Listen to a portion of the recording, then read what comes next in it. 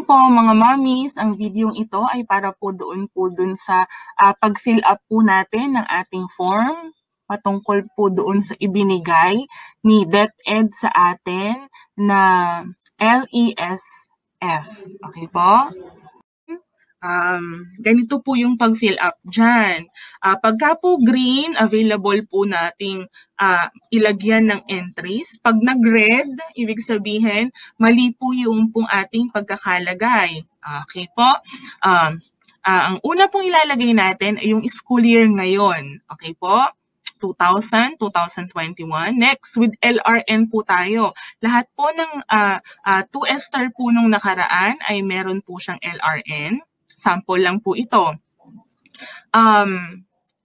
Grade level to enroll. From grade 2 magiging grade 3. Okay po, last school year completed. Yan, 2019, 2020. Next po is yung school naman po, La Verdad Christian School, INC, yan. School ID 401102. Ang address po natin ay Sampaloc, Kapalit, Pampanga. Ayan, private. Okay po. Kung halimbawa po ang ating anak ay lilipat ng school, ilagay po natin yung school na paglilipatan niya at yung school ID po niya at yung address. Okay po?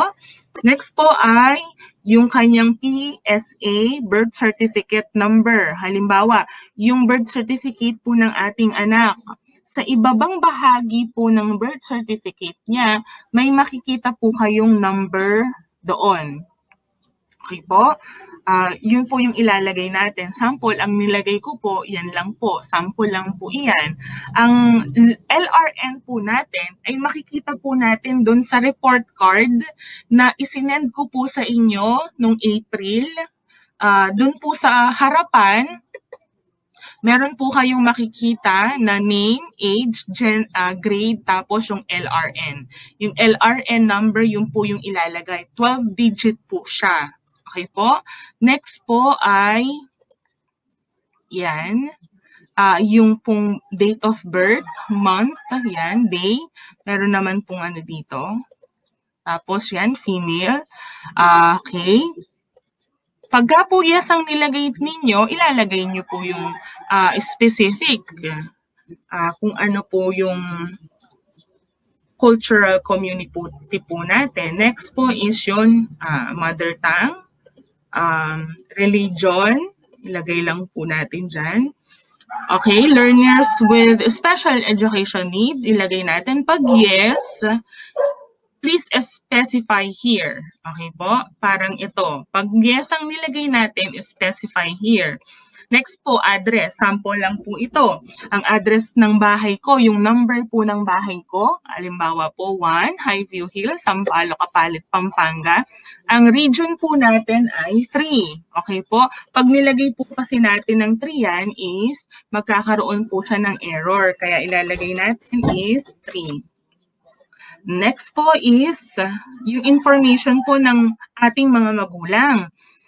Halimbawa, dahil ako po yung in-enroll, si Venus, ang magulang ko po ay si Hahuan, kasama po ang middle name. Highest educational attainment, yan, not working. Working from home due to the COVID, no.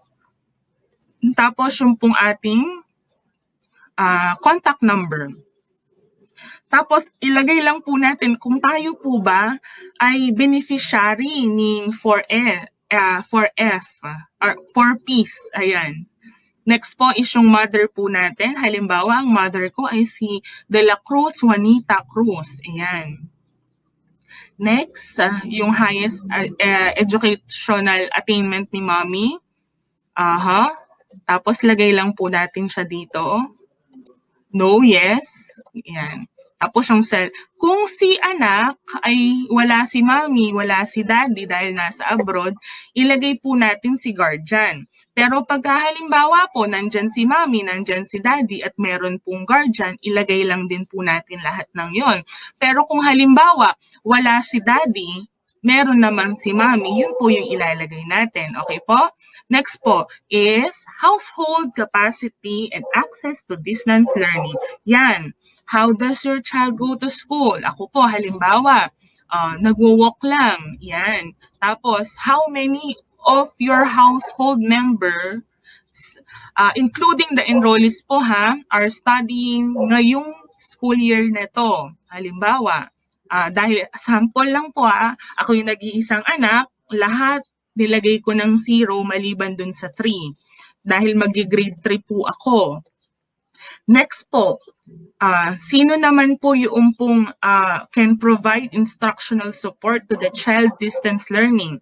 Nandiyan naman po ang aking mga magulang, i-check lang po natin. Meron akong tita, yan, check po natin. Meron akong lola at lola. Tapos, kaya ko naman pong magsulat, magbasa, yan, i-check lang po natin. Next po, what device are available at home the learner can use for learning? Check all that applies. Halimbawa, sa bahay, meron po akong smartphone, wala akong tablet, wala akong radyo. Meron akong desktop, may laptop, yan. Kung meron pa po kayong iba pang mga bagay na magagamit para sa distance learning, yan, i-check lang natin, tapos ilagay lang po natin dito. Okay po? Next po, do you have any way to connect to the internet? Meron po. Next, how do you connect? Yan, meron po kaming DSL, halimbawa.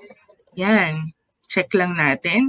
Yan, what distance learning modality do you prefer for your child? Siyempre, online learning dahil ayokong lumabas yung aking anak. At saka yung modular, gusto ko din. Okay? Gusto ko din ng television, gusto ko din ng radio. Ayan, check lang natin. Pag may naisip pa po kayo, check lang natin ng others, tapos ilagay nito. Kung gusto nyo pong ipalagay dyan, yan. Pero ayoko ng face-to-face. Next po, what are the challenges that may affect your child learning process through distance education? Choose all that applies. Okay po? Okay, chinek ko po ito. Lack of gadget. Tapos kulang yung load ko. Mabagal ang internet ko. Tapos difficulty in independent learning. Conflict, yan, chinek ko po lahat siya. Kung may naiisip pa po kayong iba na maaaring maka-affect doon po sa pag-aaral ng ating anak through distance education, isulat lang po natin siya dito. Pero kung wala, i-uncheck lang po natin yung mga yan. Okay po? Tapos, ang gagawin po natin, file, save as. Okay? Check nyo po kung saan po ninyo isi-save. Okay po? Tapos, isend po sa akin. Okay po? Isend po sa akin. Halimbawa, ang last name ko is Tolentino. Okay? Venus Laksamana. Ito po yung isi-send natin ha. Halimbawa, sa messenger doon po sa akin. I-private na lang po ako. Okay po? Para wala pong makakuha ng inyo pong information. Okay po? Salamat po sa Diyos sa lahat.